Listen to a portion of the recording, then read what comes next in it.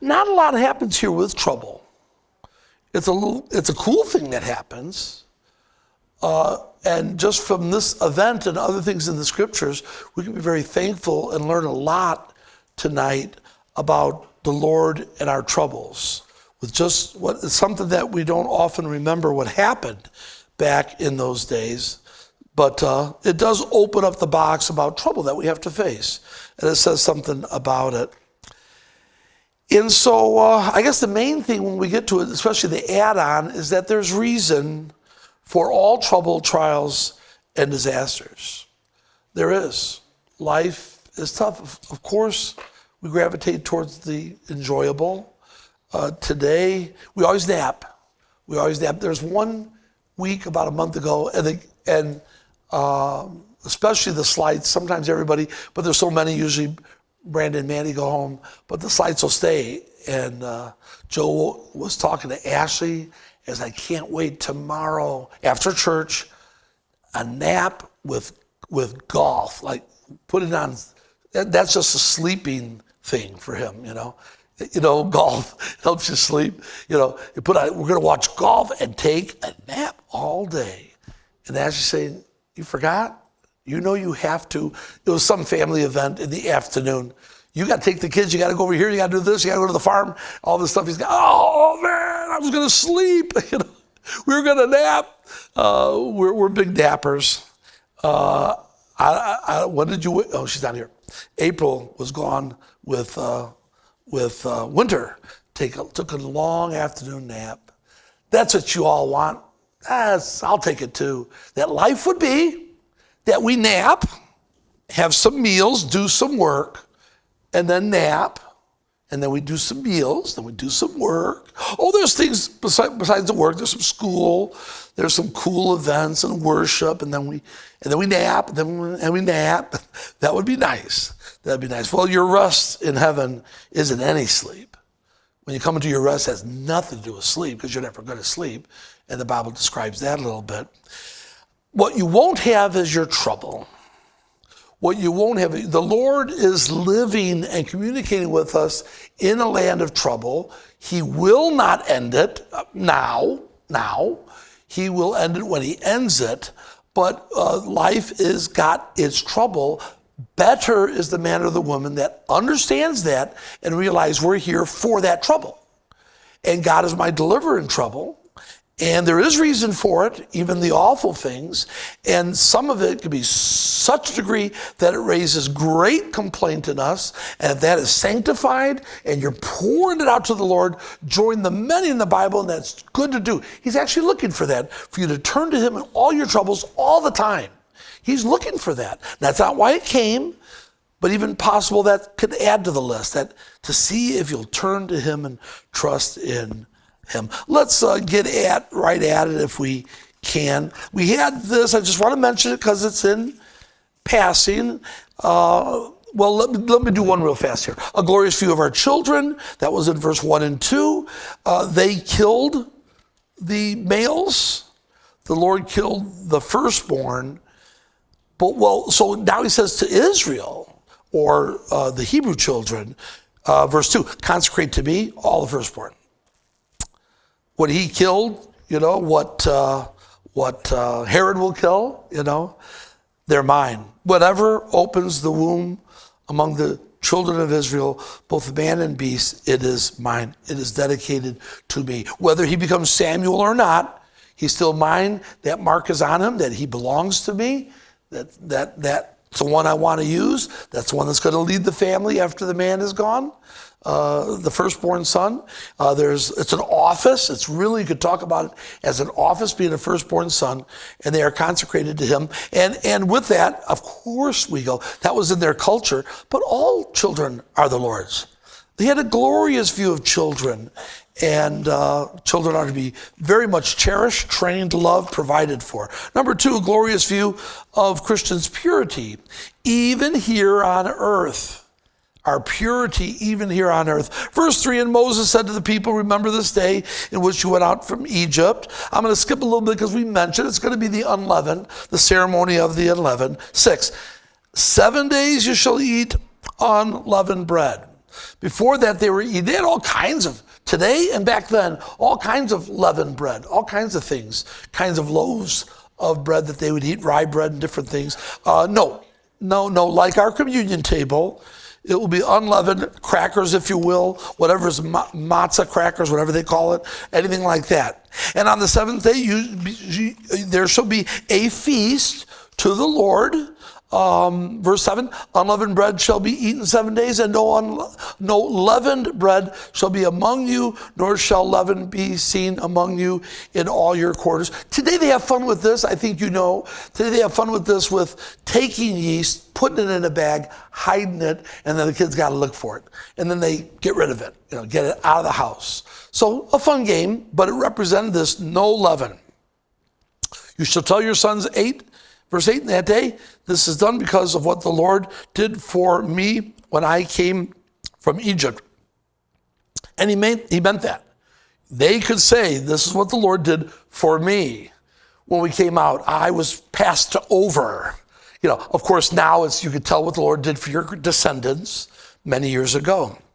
It should be a sign to you on your hand, on your memorial, before your eyes, between your eyes, that the Lord's law may be in your mouth, for with a strong hand the Lord brought you out of Egypt. You shall therefore keep this ordinance in its season from year to year. And we would go over to, I really think I just mentioned it, so we'll do a little bit more, over to 1 Corinthians 5.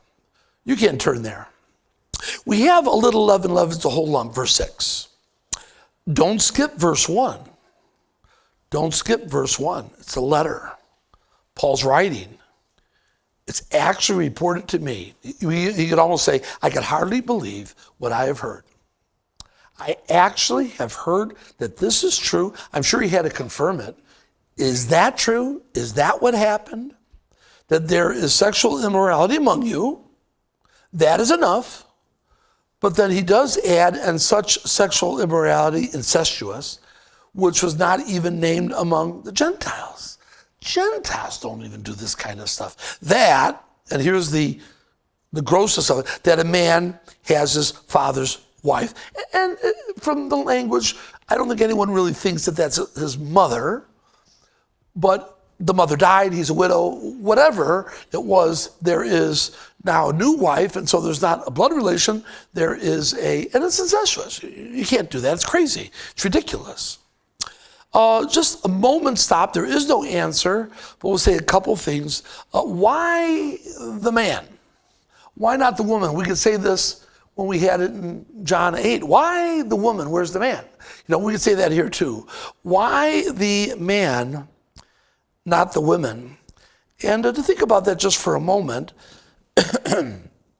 of course it could be rape. That wasn't mentioned, so I don't think that's likely, but it could be that it was rape. Somehow he took her, but it could be that she is an unbeliever, and that is most likely. He doesn't correct the world. And he says, not with close association, but he says, have nothing to do with a brother of sin or a sister of sin, a supposed sister of sin, a supposed brother of sin. I have nothing to do with them, but not like with the world. Not when you go to the world, that you don't talk to any of them or socialize them because they're not even Christians. Not the world. What are they going to do? They don't know anything. It says in Hebrews 12, I don't correct the world. And so I'm not saying that means you should have close associations with unbelievers and lewd neighbors and lewd people. He's not saying that, but he is saying, but it's a different thing for the church.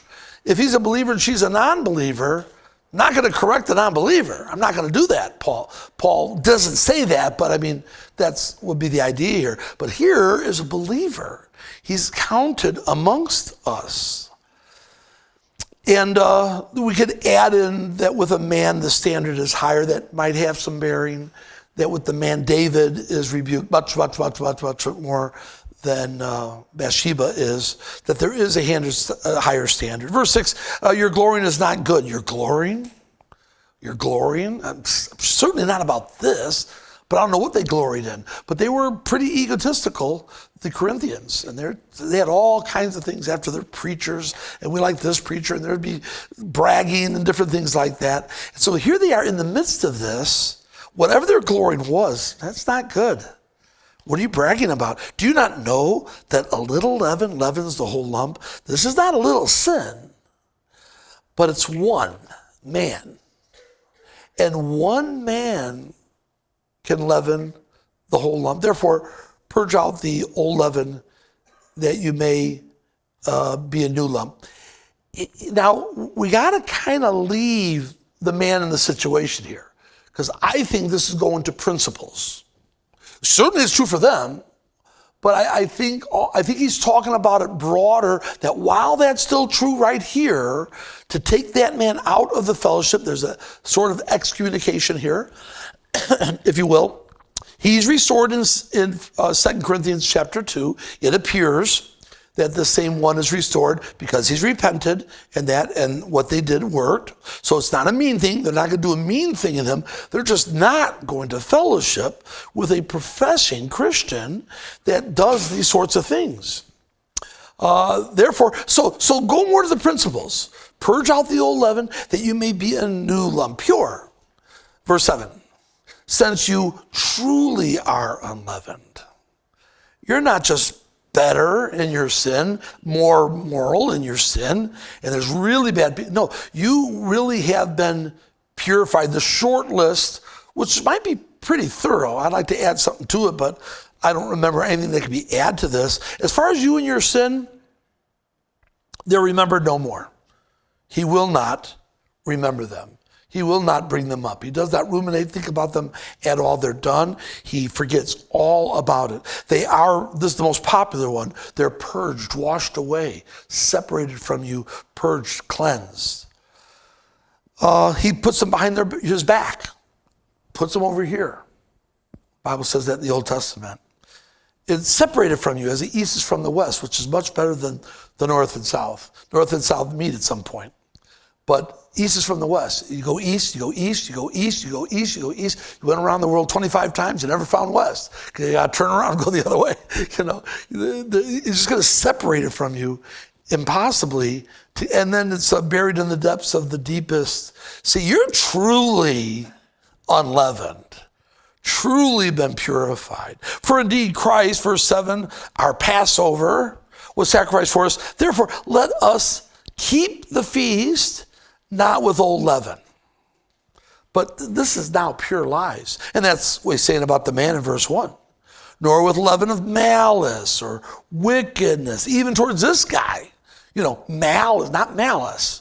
Malice and wickedness, but with the unleavened bread of sincerity and truth. All of John 1. John 1 is beautiful where it says he'll forgive you and cleanse you of all unrighteousness. But it says live in the light. Live sincerity and truth. Very important is to be sincere and honest and right.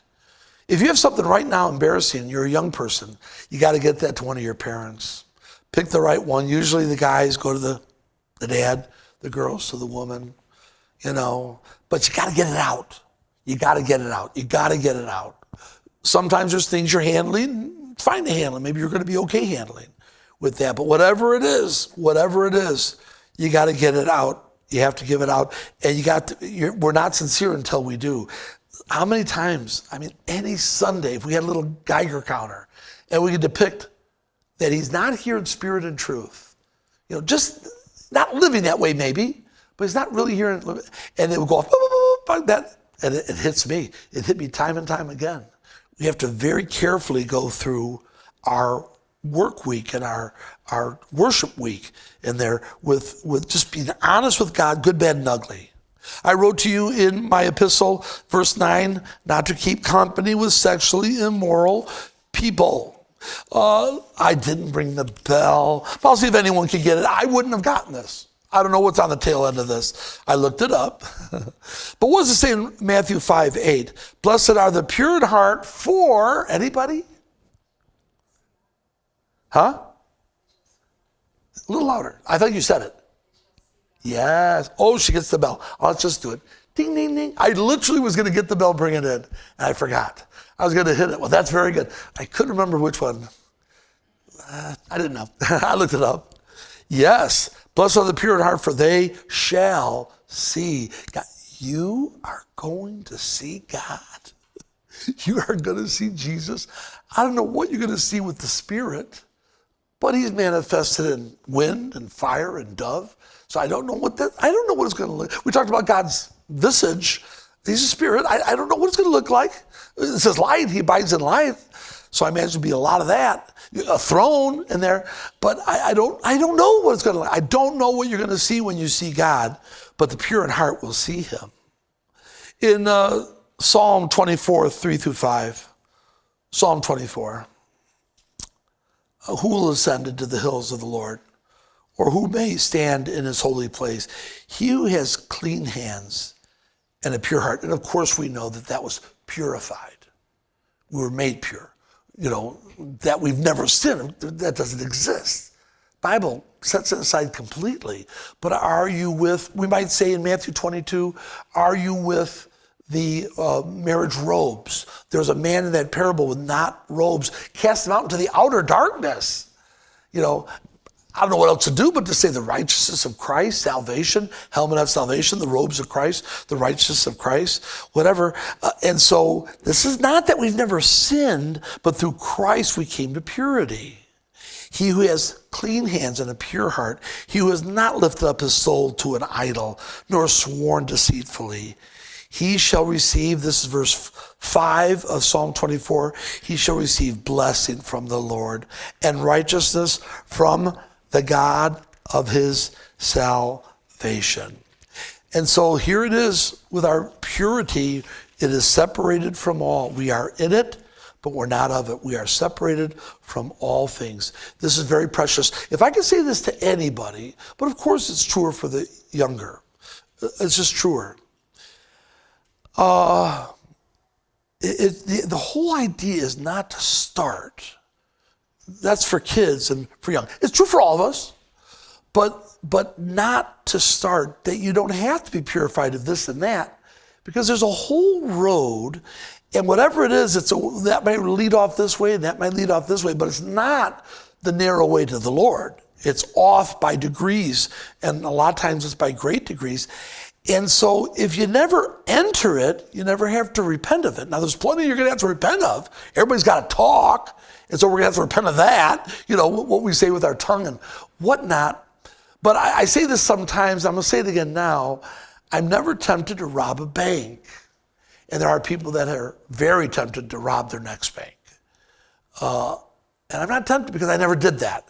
I walk by a bank, it's not an ink. And it's possible to walk, you're driving, you see something that's unholy, and it has no bearing. It's bad, but it has no bearing on you. You hardly even recognize it because you never got started in it. That's the way, and that's what we were all to do. If there was something that kind of calls you home, and that we have to overcome that, but if you've not started in it, then don't. To this day, not regret. Of course, regret if you want to say it, but I'm washed. I've been redeemed. We don't live in regret. You don't live in regret. But if you could do your life over, of course I wouldn't do this and would done that, have done that, not done that. Because I learned. And so here I am. So now I would have sinned if I could do it all over. I can't say that either. Certainly there's things I'd stay away from, but we're all sinners saved by grace. Very precious is this. No, I am not hanging around him anymore, or going, whatever it is, to go this way, that way. Me, when I get some certain things happen I don't like, I tell April. I just tell April what happened. This happened. Should I have been concerned? I got out of there, but what do you think? Because she's just my first accountability partner with some of this stuff. And so with that, your purity is very, very, very precious to the Lord. We can't go to heaven with impurity. We can't. We've been saved. We continue to sin. We read the Bible. It says if we say we don't sin in no way ever, it's ridiculous, and the truth is not in us. But we're living a life. The Bible's especially looking at your practice, the course of your life, how you live day to day. And you've been purified. Continue in that. A glorious view of our troubles and difficulties. A glorious view. It's a little thing, but I think it's quite significant. Verse 17. Then it came to pass when Pharaoh had let the people go, that God did not lead them by the way of the land of the Philistines. Although that was near. You're talking about real close to the shore, going up to Gaza. Right, Egypt to Gaza, just right there. There's other places, but that kind of to the left, kind of to the west. No, he didn't do that. Although that was near or closer, that would have been what Google Maps said. Oh, go through the Philistines. Go through there. It's the shortest way. For God said, lest perhaps the people change their minds when they see war, especially with the Philistines, and return to Egypt. So he doesn't go off this way to the Red Sea. We need a lot of water. I need water. They're going to cross that. So he led them this way so they get to the water. He does that. He does that. Some more trouble. He leads them into trouble. He'll do that. No, that's not why he went that way. You can find water. You're going to find water somewhere up and down there. But no, we're not going to go, if we're going this way, we're not going to go to the left or to the west. We're going to come over here because the Philistines were there, and they especially would discourage. So God led the people around, verse 18, by the way of the wilderness of the Red Sea, and the children of Israel went up in orderly ranks out of the land of Egypt. When they went up there, they just saw the sons of Anak. That's what they saw. Evidently, they didn't see the mountain men of the Philistines, and the Philistines have, not yet, but they have Goliath and his 4 brothers. And so they saw the sons of Anak, and we can't fight this. There's no way we can fight this. And so it was even worse if you saw what the Philistines had. They couldn't face that army at all. But they had a chance, and 2 of them did. 3 of them did, and their families. 3 of them did with this. But God saw that was too much. That's too much trouble. That's a comforting thought. This is a comforting thought. And this is not isolated. We're not going to trace it down elsewhere. But many times God keeps trouble away. We're so concerned about the things that we face, but the thousands that we don't. If you only knew, we'll never know, and it's wonderful. The times where he spared your life and you had no idea, you never saw it. You never saw it coming. You never did see it coming. Hey, whatever. That was close. What was close? I didn't see anything. But something was coming right at you. God diverted it. And 1,000 things. I've told this story before, but this is how many things like this do we have? And I'm driving down into town, and this is just a breakdown. And I'm going to golf with somebody. Golf is not a good walk spoiled. It's a good walk really spoiled, really, really bad. But anyway, I had fun with it for a while. I had a lot of fun. I did pretty good for a while. In some of my strokes, I was pretty good at it. But anyway, I'm going to go play some golf or something. I'm driving down, and I got into Emerald Forest, Alwood Downs. I got into them. I went up the drive. Somewhere in the parking lot, just stopped. The car just stopped. And I gave it a little gas. It's like the trans just went out or something. And just a little, whatever. Nothing. And I got out. Man, what is wrong? And my wheels were either like this. They weren't like this. They were like this or like this, whatever it was. But they were turned completely sideways. And whatever went out, Universal, whatever it might have been, a tie rod, whatever went out, it took them. And what did I immediately think? Wow. I was going 50 miles an hour, 55 miles an hour just a few minutes ago. Why going 5? I stopped, nothing happened. I stopped and someone's crossing, and then I'm just crawling up. And it's going to go. We live on earth. It's going to go. But how come I went there when I was going 5 miles an hour? Now that I saw, and I was thankful. Lord, thank you that would absolutely have gone out right on the road or the highway. Whenever you change your oil, now we used to always change our oil, and now it's too far down there. That's like Mexico. How far down is that? I don't think you come back if you get way down there.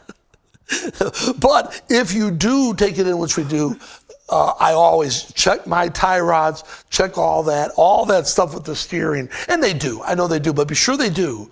And check that out just to be sure it's okay. But it goes on and on to the times where troubles were kept away.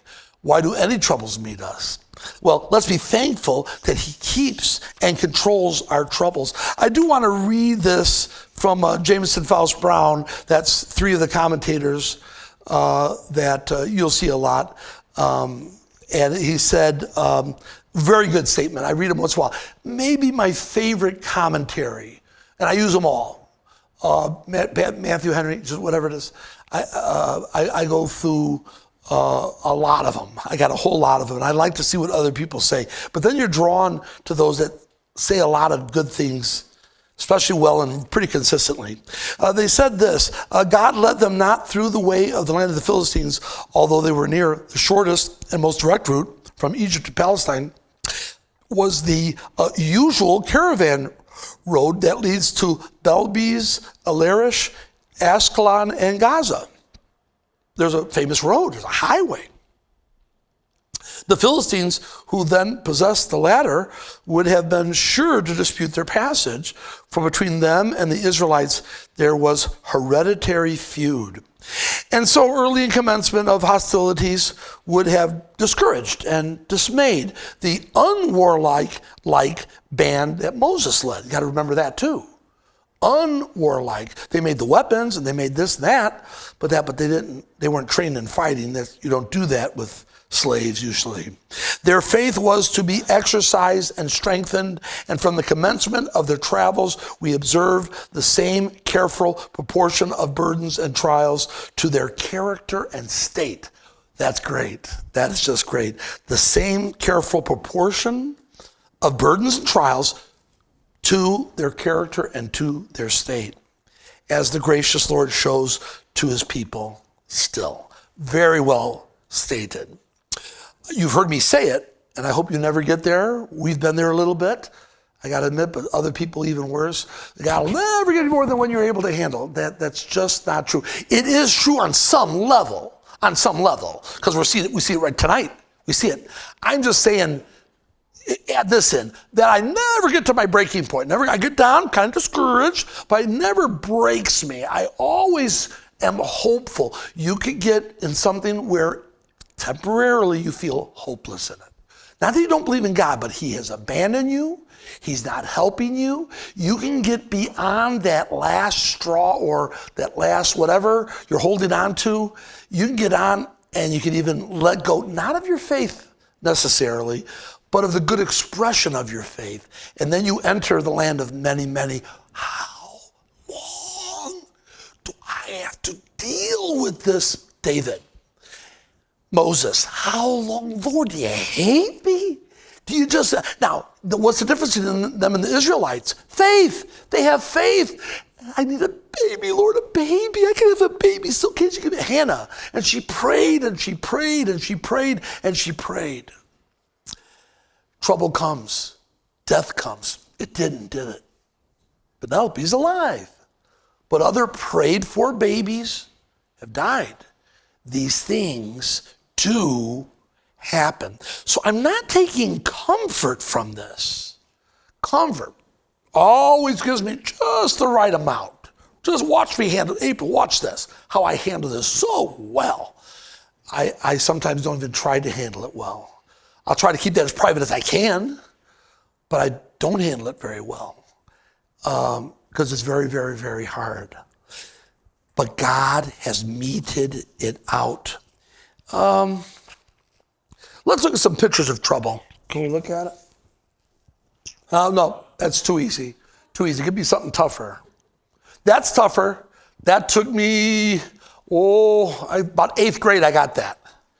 I got that worked out. I was like, man, this is complicated. There's like 2 strings. It's 2 of them. Give me 1, I could live. But 2, what do I do with 2? And I may tie my shoelaces, which no more. Skechers came into the world. Thank you, because down in Mexico, I don't like to go down to Mexico. I don't think there's coming back. But that's a problem. No, that's not enough problem. Give it worse. Well, that's good. Did you ever do that? How many have done that? Maddie's one. Anyone else? Oh, right here. Yeah. See? How many have never tried? You've done it? But no, that's getting there. Keep going. All right, now that's kind of it. But no, if you're one of those boys, no, it gets worse than that. They're too young. There we go. Now we got an adult. Now we got it, but that's not trouble. I almost would rather do him than one of those boys. If I got to fight. Give me another one. You got another one? That's it, right there. That's it. Keep it up just for 30 seconds or so. That's it. I had a black cat. I can't remember how I got rid of him. I just can't remember. Maybe because you can't have dogs in apartments. So before, when I was in apartments, and I had this black cat, and a few times I'm kind of waking up a little bit. I'm laying down, so imagine me. I'm laying down, pillow, and so I'm laying down, and I wake up and I look up, and the cat is ready to pounce. The cat is not looking at me like this. He's getting whatever they do before they pounce. And they jumped at me. And this happened a couple of times like that, and it's coming right at me. Now, normally it'd be okay, but then you just woke up, and it's like, all I saw was this. What are you doing? I picked him up. What are you doing? I'm playing a game. It's so cool. You're sleeping, and when you're sleeping, you wake up, that's a black panther from South America. That's a black panther. It'll take a few more minutes for you to realize. And so that wasn't so bad, actually, but this is real. And is it coming for you? Oh, yeah. Troubles are coming for you. We're not going to do this justice. So let me do, and I don't want to rattle it. Because I could rattle them off. But we'll close with this, and then we'll give next time, and we will try to go through really fast, not the benefits to trouble. Let's not talk that way. George, there's benefits to this, and he just lost or just gained trouble, came into his life. Let's look at the benefits, George. No, let's not say that. Don't say that at all near his loss. Not the benefits of trouble, but the good that could come out of it eventually. Romans 8:28. The good that come out, and again, don't talk to someone that's lost someone. Weep with those who weep. With new chaplains, I go to Romans 12. Here's the first piece of advice. Laugh with those who laugh and weep with those who weep. Do not cheer up people who are grieving. Do not cheer them up.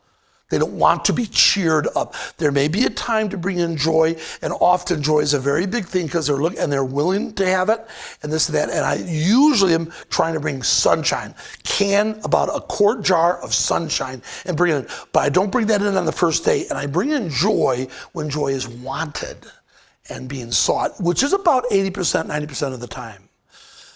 But with that, you weep with those who weep. Anyway, here it is, Psalm 34. Remember those movies? I don't know which ones. I think it was in Papillon. One of those escape ones, though. Maybe it's on like Cool Hand Luke or something like that. But one of those they're escaping, and they get under the water. And they're in the reeds, and they're looking at dogs, and they got the dogs, and they get under the water, and they get a reed. They just pull a reed, it always works. It's just a real beauty, just really good. And they get under the water, and they breathe. They breathe until they pass. And that's a picture of someone in trouble. How long am I going to stay down here? How long do I got to stay down here under this? I'm breathing, I'm living, but this is my life, which it's not. I don't know what he's going to do or when he's going to do it, but it's not going to be your life. But it's going to, they say it's going to be the rest of my life. That's possible. Also, it's possible not for that to be the rest of your life. But that's where you're at right now. Well, you're there, you're under the water, you have to read, you're just trying to breathe. Psalm 34, all of it, Psalm 34. I brought 4 verses of it. The face of the Lord is against those who do evil, to cut off the remembrance of them from the earth. The righteous cry out, the Lord hears. He is against them until they get reconciled. He's against them, and when I say against them, not unredeemable, but he is against the world that is against him. And he shows them grace. That is why they are alive. It used to be me. But then there's the righteous. The righteous cry out, and the Lord hears and delivers them from all of their troubles. The Lord is near to those who have a broken heart and saves such as have a contrite heart. Many are the afflictions of the righteous, but the Lord delivers them out of them all. And we don't run to the extremes that if I ask anything from the Lord, he gives it to me. If I ask it in faith, that is part of the word of faith movement this morning, what we're talking about this morning. But we will see in all things deliverance, relief, help. Things will happen. And we will continue to pray until they do happen. We will pray and we'll pray and we'll pray. Once in a while, it seems like nothing happens and they demise there. But if it was a life thing, maybe it's an appointed once to die, and maybe it was, why a bad end then? Why a bad end? Well, let's be thankful for all the ones that are not that bad of an end. But whatever it is, the Lord is there to deliver. The Lord is there to help. The Lord is there to deliver. And next week, we're going to start with that it cannot be but this, because the world is in the context of trouble, pain, and trials. And you know why, I think, but we're going to bring up that the context we live in is trouble. People want it to go away. They just want it all to go away. It's just gone. It's just gone. Why does God, especially with natural disasters? You know, I understand that man did that, but why does God allow this? Why does God that? He is not going to have a world of rebellion, and what they want is paradise. They want paradise because they don't want troubles. Now, God doesn't want troubles. God's not looking, there's not troubles in the eternal state. Right now, we live and Christ functioned in a world of troubles, and that is not going to go away. He won't make it go away. He doesn't want to make it to go away. I can't say he can't, because we're going to see him do it, but I don't want a ball of flames right now. I don't want a ball. I'm still on it. I don't want it to go in a ball of flames. But the only thing you could do is destroy it completely and rebuild it. And he doesn't want to do that right now. That's also grace.